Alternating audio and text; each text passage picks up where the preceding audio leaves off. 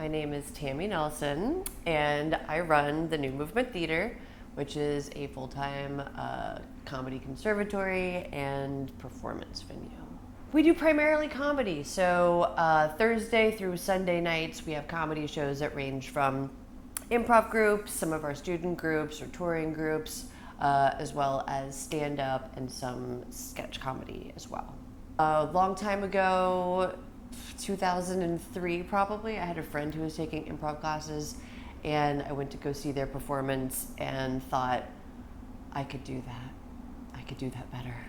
So then I started taking classes, and guess for a couple years at Katrina, I was in an improv troupe, and when the storm hit, I evacuated with my improv troupe for the most part, because that's how into it I was at the time. And we went to Austin, Texas after Katrina and ended up staying there for a little while. So started teaching classes and doing shows just kind of in an empty little space that a friend had that they weren't using. And that started the theater. So the idea was to temporarily be in Austin and just learn some of the basics about how to run a conservatory, how to run shows, and work out some of the kinks.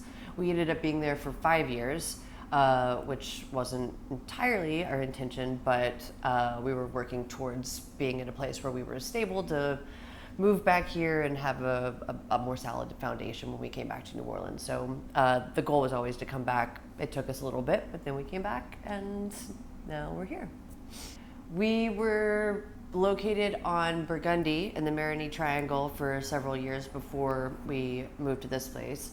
And we just needed more space. We had outgrown our little space, which is a one-room theater with a little back room. And we looked all over the place. We knew we wanted to be on St. Claude because it had recently been turned into an arts district, and we knew that there were going to be other groups and other small arts business groups that were going to be opening up and developing along this corridor. We found this building, and immediately my thought was, this is never going to work. The ceilings are real low.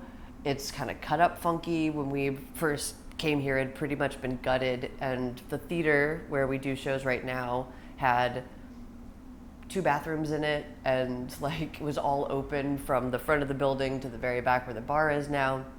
And I just couldn't wrap my brain around how it would make sense until I saw the patio with the beautiful tile on it, because it's this wonderful, you've seen it, broken up, crazy tile, some mad person went back there and placed it all together. And when I saw that incredible mosaic of bizarre tile, I was like, we gotta make this place work.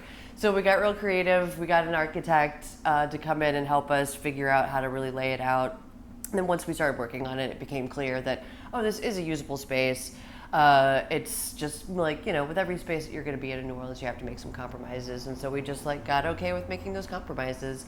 And now, I guess it maybe took, it was a couple months of construction. We actually did a Kickstarter to raise the money to do the construction, which was incredible.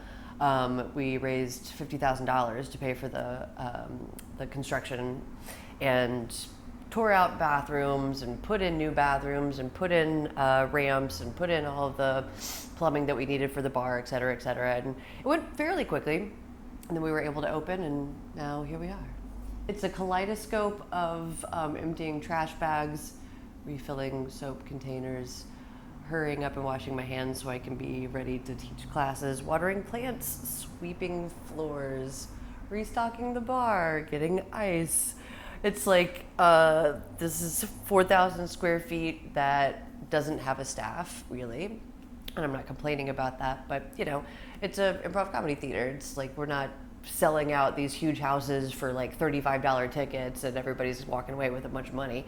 So a lot of the daily and weekly operations are done by myself and wonderful interns that help us out, as well as my business partner, Chris. And every week is different because, number one, you've got an old building. The facility itself is always needing something because we're in New Orleans and everything's crooked and falling apart and flooding all the time.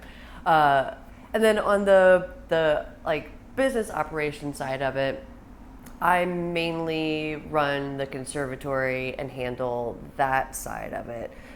So that's, making sure that all of the students are registered or in the classes that they need or have paid their tuition or are showing up for the classes that they need to. So it's a lot of emails.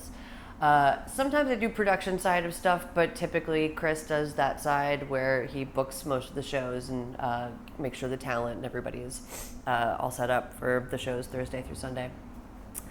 And then, you're paying bills and stuff, if you remember, which I tend to, which is amazing with all the other things going on.